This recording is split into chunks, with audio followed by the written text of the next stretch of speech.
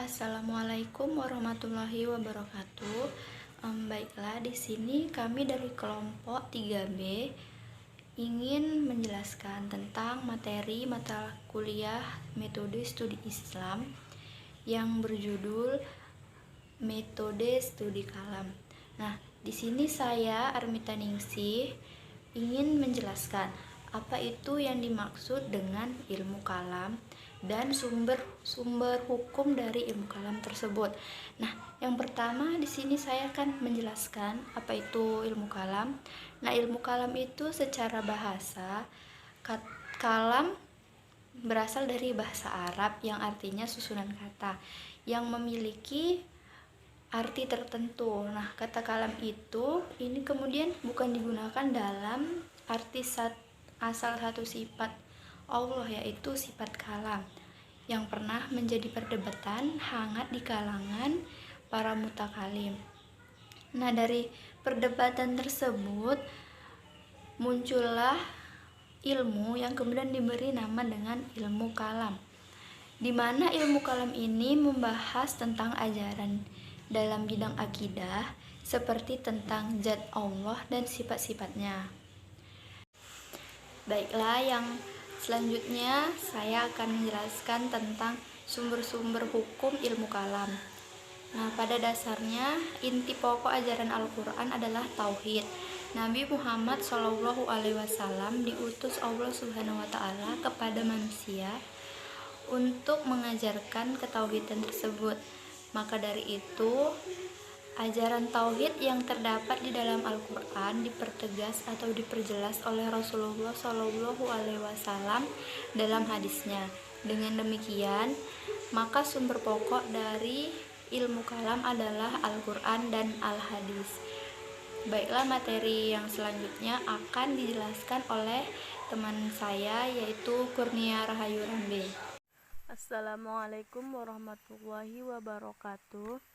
Saya Kurnia Rahayu Rambe dari kelompok 3B. Di sini saya akan menjelaskan tentang sejarah ilmu kalam. Yang pertama yaitu ilmu kalam di awal sejarah pemikiran Islam. Pada awal-awal sejarah pemikiran dalam Islam, ilmu kalam tidak seperti ilmu fikih. Kurang mendapat perhatian, bahkan tidak disetujui di kalangan muslimin. Sikap umat tersebut tidak lepas dari pengaruh pola pembinaan keimanan di masa-masa awal Islam itu sendiri, yaitu di masa Rasulullah dan para sahabatnya. Pada zaman Rasulullah, sahabat dan generasi tabi'in belum ada membicarakan masalah akidah dan keimanan secara kalami yang berdasarkan analisis mendalam dan argumen rasional. Para sahabat dan tabi'in mengimani materi pokok akidah yang disampaikan oleh Rasulullah secara global dan sepenuh hati, sebagaimana yang terjadi di setiap agama. Penanaman dan pembinaan keimanan ada masa awal-awal Islam memang sudah cukup mengimani sepenuh hati adanya keberadaan Allah yang Maha Esa, tanpa harus mempertanyakan bagaimana konsep keesaan tersebut seharusnya dipahami dan dijelaskan. Umat pada masa awal-awal Islam merasakan arti penting dan perlunya mengetahui lebih jauh dan memperbincangkan masalah-masalah yang bersifat realitis, seperti yang dibicarakan di dalam ilmu kalam. Masalah-masalah yang dirasakan sangat perlu diketahui adalah yang dibicarakan dalam ilmu fikih. Dari awal perkembangan Islam, perbedaan dan perpecahan umat jelas merupakan sebuah petaka baik secara agama maupun politis. Keberadaan ilmu kalam di awal sejarah Islam memang belum diperlukan. Assalamualaikum warahmatullahi wabarakatuh. Perkenalkan, nama saya Vidya Triutami. Saya dari kelompok 3B Nah, di sini saya akan membahas tentang aliran-aliran ilmu kalam. Aliran-aliran ilmu kalam itu terbagi menjadi 8 bagian, yaitu aliran Khawaris, Syiah, Mu'tazilah, Murji'ah, Qadariyah, Jabariyah, Asy'ariyah, dan Maturidiyah. Nah, langsung saya akan membahas tentang Khawaris. Aliran Khawaris adalah golongan yang muncul sesudah perang Siffin, yaitu perang antara pasukan Khalifah Ali bin Abi Thalib dengan pasukan Muawiyah. Selaku gubernur Syam pada masa Khalifah Utsman bin Affan, tidak menyetujui dengan pengangkatan Ali sebagai khalifah untuk menggantikan Utsman yang mati terbunuh. Karena menurut Muawiyah, Ali bin Abi Thalib juga ikut bertanggung jawab atas pembunuhan Utsman bin Affan. Dan yang kedua adalah aliran Syiah. Syiah dalam bahasa Arab artinya ialah pihak, puak, kelompok, golongan, atau pengikut sahabat atau penolong. Pengertian itu kemudian bergeser mempunyai pengertian tertentu. Setiap kali orang menyebut Syiah, maka asosiasi pikiran orang tertuju kepada Syiah Ali, yaitu kelompok masyarakat yang amat memihak Ali dan memuliakan beserta keturunannya. Aliran yang ketiga ialah aliran Mu'tazilah.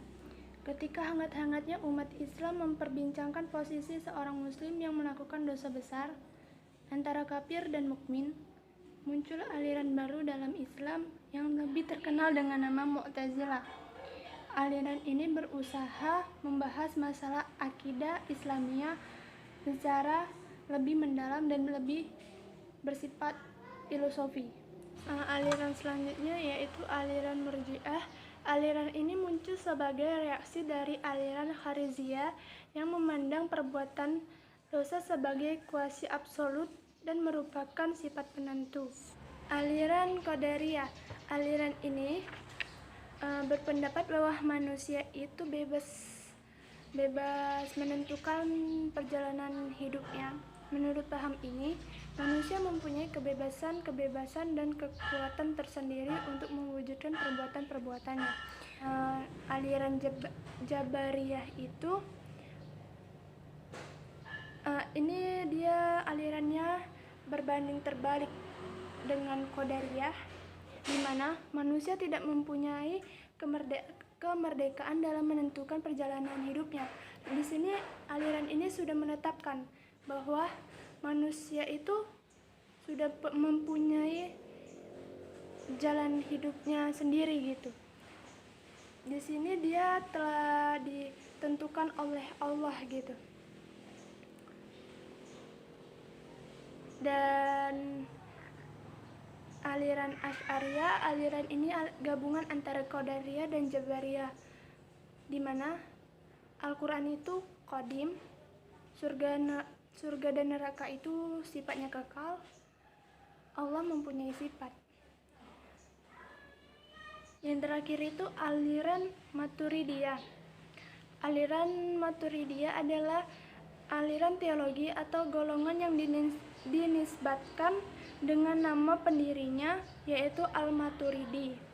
Nama lengkapnya adalah Abu Mansur Muhammad bin Muhammad Al-Maturidiyah. Ia lahir di Maturidi, Samarkand, tetapi tidak diketahui tahun kelahirannya karena riwayatnya tidak banyak diungkapkan oleh para sejarawan.